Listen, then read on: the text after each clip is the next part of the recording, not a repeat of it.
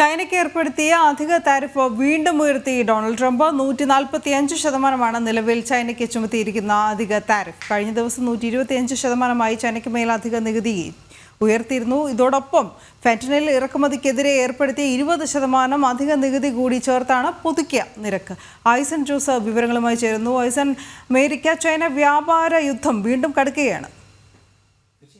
വ്യാപാര യുദ്ധം കടുക്കുകയാണ്, അത് കൂടുതൽ സങ്കീർണവുമാകുകയാണ് എന്നാണ് ഇപ്പോൾ മനസ്സിലാക്കാൻ സാധിക്കുന്നത്. നമുക്കറിയാവുന്നതാണ്, നേരത്തെ സൂചിപ്പിച്ചതുപോലെ 145% നികുതിയിലേക്കാണ്, അതായത് 145% നികുതിയിലേക്ക് മൊത്തം പല ഘടകങ്ങളായുള്ള നികുതി 145% വരെ ഉയർത്തിയിരിക്കുന്നു, അല്ലെങ്കിൽ അധിക താരിഫ് ഉയർത്തിയിരിക്കുന്നു എന്നതാണ് യാഥാർത്ഥ്യം. ഇന്നലെ 125 ആയിരുന്നത് ഫെന്റനിലിനെ, അതായത് നമുക്കറിയാവുന്നതാണ് ഈ മയക്കുമരുന്നായി ഉപയോഗിക്കുന്ന വേദന സംഹാരി അനധികൃതമായി കടത്തിക്കൊണ്ടുവരുന്നു എന്നുള്ളത് തെരഞ്ഞെടുപ്പ് കാലത്ത് തന്നെ വലിയ തോതിൽ ചർച്ചയായ ഒരു വിഷയമാണ് അമേരിക്കയിൽ.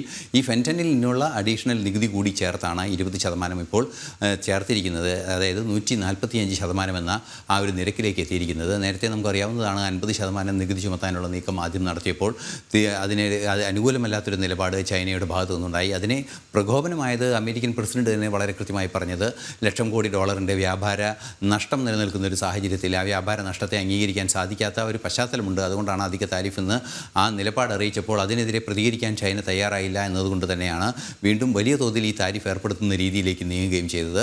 ഇത്തരത്തിൽ വലിയ തോതിൽ താരിഫ് ഏർപ്പെടുത്തിയ 104% താരിഫിലേക്കൊക്കെ കാര്യങ്ങൾ പോയ ആ പശ്ചാത്തലത്തിൽ 84% അമേരിക്കൻ ഉൽപ്പന്നങ്ങൾക്ക് ചൈന താരിഫ് ചുമത്തുകയും ചെയ്തു. ഇതിന് പിന്നാലെയാണ് 125% ഉയർത്തിയത്. ഇന്ന് പുലർച്ചെയോടെ അത് 145% എത്തുകയും ചെയ്തത്. ഇത്തരത്തിൽ വലിയ തോതിൽ നികുതി പരസ്പരം ഏർപ്പെടുത്തുന്ന ഒരു നീക്കം, അല്ലെങ്കിൽ താരിഫ് ഏർപ്പെടുത്തുന്ന ഒരു നീക്കം നടത്തുമ്പോൾ സ്വാഭാവികമായും ഇരു രാജ്യങ്ങളും തമ്മിലുള്ള ഇമ്പോർട്ടിനെയും എക്സ്പോർട്ടിനെയും അത് പ്രതികൂലമായി ബാധിക്കുമെന്നതൊരു യാഥാർത്ഥ്യം തന്നെയാണ്.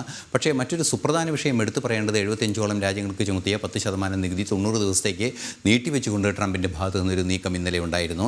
എന്നാൽ അതിൽ നിന്നും ചൈനയെ ഒഴിവാക്കി, അത്തരത്തിൽ നടപടിക്രമങ്ങളിൽ നിന്നും ചൈനയെ ഒഴിവാക്കിയിട്ടുണ്ട്. തീർച്ചയായും ചൈനയുമായി നേരിട്ടുള്ളൊരു വ്യാപാര യുദ്ധം എന്ന കൃത്യമായ നീക്കം തന്നെയാണ് ട്രംപിൻ്റെ ഭാഗത്തു നിന്ന് ഉണ്ടാകുന്നത്.